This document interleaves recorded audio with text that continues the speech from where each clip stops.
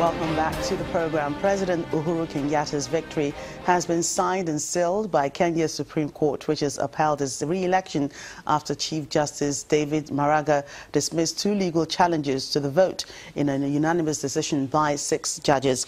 Petitioners had argued that the outcome of last month's repeat presidential vote should be voided because the election board did not seek fresh nominations after the August 8th poll was nullified. Jubilation filled the air in Nairobi as supporters of President Uhuru Kenyatta took to the streets celebrating the Supreme Court's ruling on October's rerun elections. Carrying placards of Kenyatta, the rally around joyful of having the last victory after so much controversy surrounding the election. Kenyatta, I'm so happy. At least the country has gotten what they have really wanted. Actually, the elections were free and fair.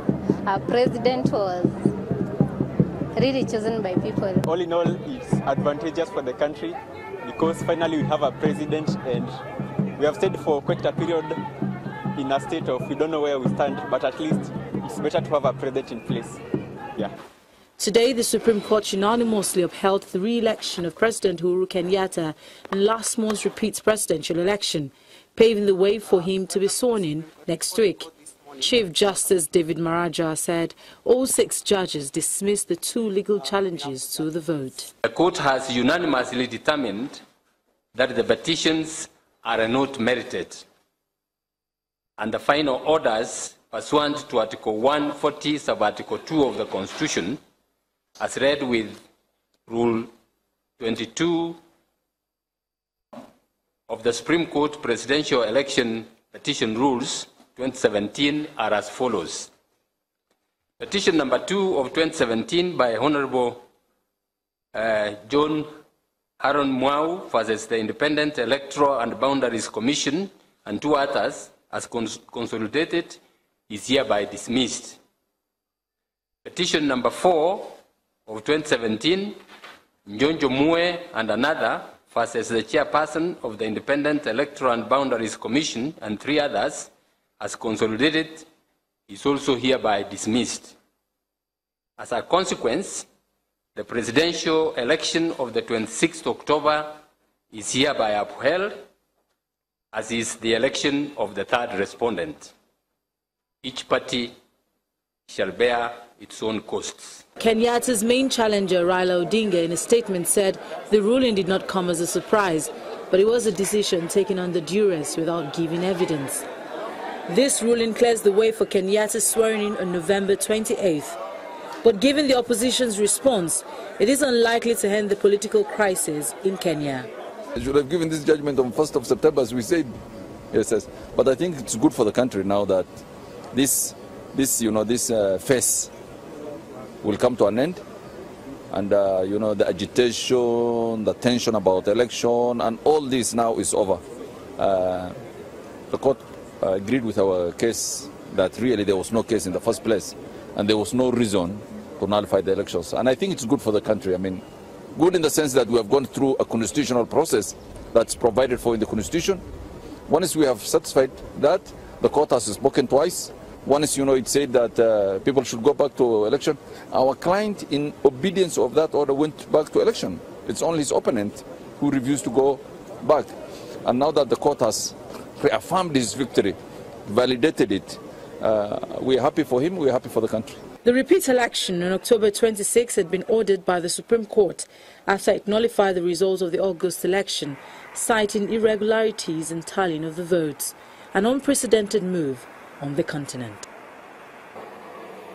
The United States has announced $45.5 million in additional aid to support stabilization and early recovery efforts for those affected by violence in northeast Nigeria.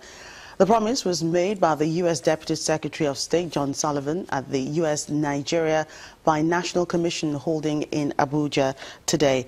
Mr. Sullivan said while the United States remains committed to the fight against Boko Haram insurgents, the country's leaders must work together to create a durable socio, economic and political infrastructure to support lasting peace and development for decades to come. He also said that the United States will continue to partner with Nigeria to help harness the power of agriculture to help the economy grow faster and provide more job opportunities. He said the United States encourages dialogue and tangible improvements in standards of living of people as a mark of good governance. Mr. Sullivan also promised that the United States will continue to work closely with Nigeria on the repatriation of stolen assets and will co-host the Global Forum on Asset Recovery in December. In Mali, after 5 years without schooling due to lack of security in the central and northern parts of the country, hundreds of children have now returned to school. This is in the desert town of Kidal, that used to be the stronghold of Tuareg separatist rebels. Hundreds of children recently returned to school in the northern desert town of Kidal after years of conflict involving rival Tuareg armed groups and Islamic militants. According to Amnesty International's report released this year in north and central Mali, more than 500 schools have been closed in regions where armed groups are operating. Children living in Kidal have been worst affected by the school closures. Kidal is a desert town of earth-built homes and a stronghold of the separatist coordination of Azawad movements, a group dominated by ethnic Tuaregs. In the relative stability of Kidal, 10 schools opened their doors this year, including the Bayag Mahara, once occupied by armed groups, and was opened last month by Mali's Education Minister Mohamed Al-Erlaf. Because the place where children should be is at school. They should not be found in the army. They should not be in the streets but at school. In 2013, the nationalists and French forces recaptured the area. Although the United Nations has established a peacekeeping mission, separatist control Kidal and violence in the region has persisted with attacks by militia groups and radical Islamists. Since the conflict erupted in 2012, insecurity and the presence of armed groups have impacted on school attendance for hundreds of thousands of children in Mali, despite a peace agreement which was signed in 2015. The students started to come to the school regularly, and the inscriptions are constantly increasing from one day to another. For many parents, the reopening of the schools come as a relief. In 2012, Tuareg rebellion sought to create a new state called Azawad, which was hijacked by Al-Qaeda-linked militants who seized major towns in Mali's north and established Sharia law. French troops drove them out a year later, but they continued to launch deadly attacks from desert hideouts and have spread into areas once considered safe, despite efforts by a 13,000-strong UN force to keep them at bay. That's Network Africa. Thank you for watching. I'm Joker Rogers.